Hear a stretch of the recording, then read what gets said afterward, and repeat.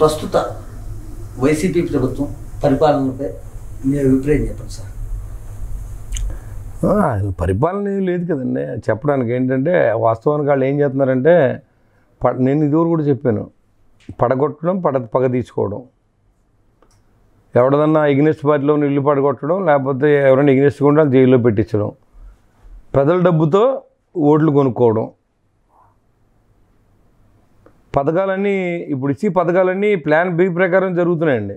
ఇప్పుడు మీరు అన్నారు పడగొట్టడం, ప్రతీకారం తీసుకోవడం అన్నారు, ప్రజల డబ్బులతో ఓట్లు కొనుక్కోవడం అన్నారు.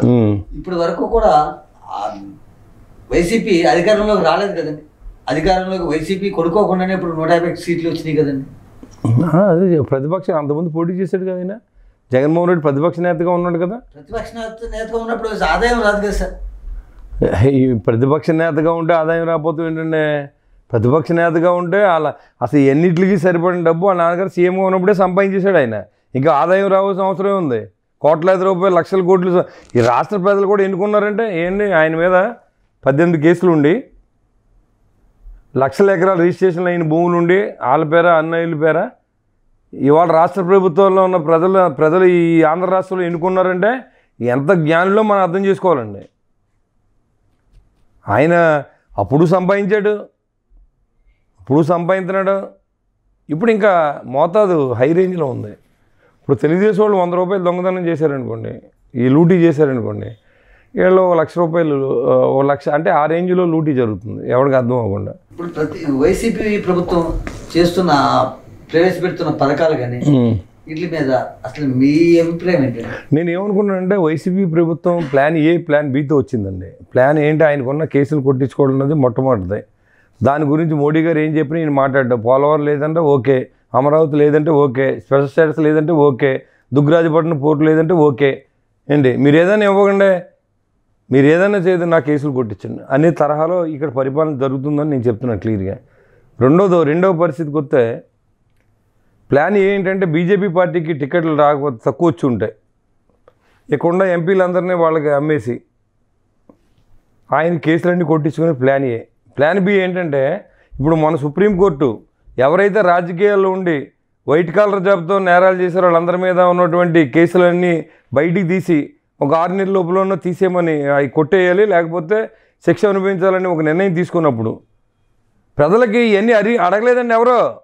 ఈ అమ్మఒడి లేకపోతే పాలబడి లేకపోతే ఇంటికేమో ఏంటంటే రేషన్ తీసుకునే వాళ్ళు ఇంటికి వెళ్ళి మీరు రేషన్ ఇవ్వాలా, మీరు ఇచ్చేది ఫ్రీ రేషనా, దానికేమో 690 కోట్లు ఖర్చా, ఎవరి డబ్బని మీరు ఖర్చు పెట్టేస్తారండి. సన్నబియ్యం ఇమ్మని ఎవరైనా అడిగారండి? బియ్యం మంచి బియ్యం ఇమ్మన్నారు, మీరు సన్నబియ్యం ఇస్తున్నారు. ఇప్పుడు మీరు ఇచ్చేది ఏంటంటే ఉన్నదానికి ఒక పాలసీలు పెట్టించి పాత ప్రభుత్వం ఇచ్చిన బియ్యమే ఇప్పుడు ఇస్తున్నారు, సన్నబియ్యం అని దాని పేరు. దానికి అయ్యి ఖర్చు ఎంతండి?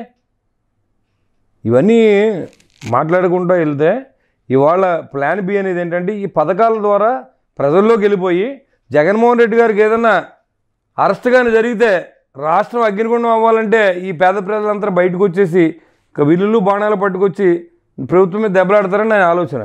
కానీ ఆంధ్ర రాష్ట్ర ప్రజలు ఎంత మంచోళ్ళో మనకు తెలుసు. ఈ డబ్బులన్నీ తీసుకుంటారండి, రేపు పొద్దున్న పక్కింటోడికి ఇవ్వలేనివాడో లేదా ఇంకొకడో ఇచ్చారన్నవాడే చెప్పుకోడు, ఇవ్వలేదు అన్నవాడేం బయటకు వచ్చి తిడతారు ప్రభుత్వాన్ని. ఖచ్చితంగా మళ్ళీ ఎవడో బయటకు రాడండి. మీరు అది చూసుకోండి. స్పెషల్ స్టేటస్ ఇవ్వకపోతే అడుగుతున్నారండి ఎవడన్నా? అమరావతి రాజధాని ఎక్కడ రాజధాని క్లారిటీ లేకపోయినా అడుగుతున్నారు ఇన్నాళ్ళ నుంచి. పోలవరం ప్రాజెక్ట్ లేకపోతే అడుగుతున్నారా? విభజన చట్టంలో ఉన్న హామీల్ని నెరవేర్చమని ఎవరినైనా ప్రభుత్వాన్ని అడుగుతున్నారా?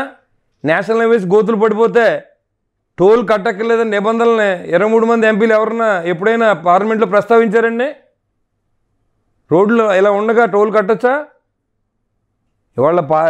ఇవాళంటే ఇసుక ఈ రోజు వరకు సిగ్గుచేటు లక్షలాది టన్నులు ఇసుకని లూటీ చేసి అమ్మేసుకుంటున్నారు, ఇతర రాష్ట్రాలు కూడా అమ్మేసుకుంటున్నారు.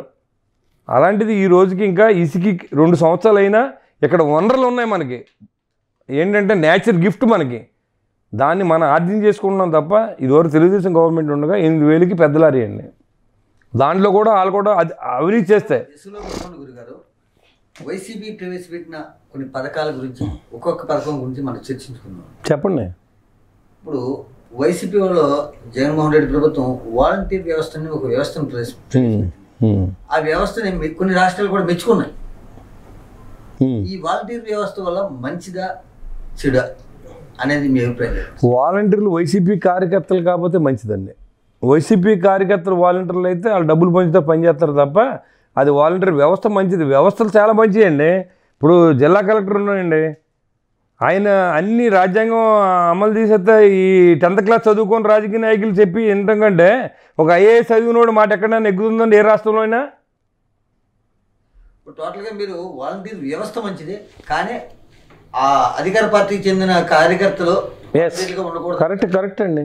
అది తెలుసుగా ఇప్పుడు ఏదైనా ఉదాహరణగా చెప్పండి. ఇప్పుడు ఈ ఊర్లో అధికార పార్టీకి చెందిన వాళ్ళే ప్రత్యేకంగా ఉన్నారని చెప్తాను, రాసుకోండి. దండగర్ అనే గ్రామంలో వరదలో నష్టపోయిన రైతులకి వైసీపీకి పనిచేసిన వాళ్ళకే పేర్లు రాసి నష్టపరిహారం ఇప్పించే ప్రయత్నంలో జనసేన కార్యకర్తలు అడ్డుకుంటే ఎఫ్ఐఆర్ రిజిస్టర్ చేశారు పోలీసులు. దండగర్ అనే గ్రామం ఉంది మా కాన్స్టిట్యున్సీలో.